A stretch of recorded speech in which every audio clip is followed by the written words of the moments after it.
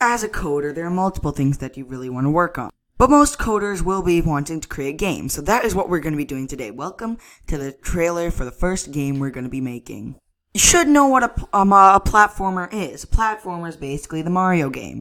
If you don't know, Mario is basically a game where you control a person named Mario. This is Mario, and you have to try to rescue a Peach. Platformer is a game where you're going through a series of obstacles, and you have to try to complete an objective. For Mario, it's rescuing Princess. Learn how to code the platformer game only with the Coding Kingdom. For more tutorials, click that subscribe button and join the kingdom right now.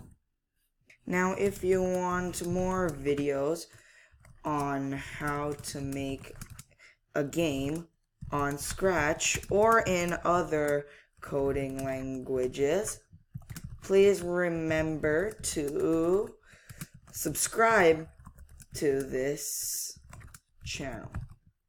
And I'll see you in the future episode. See ya!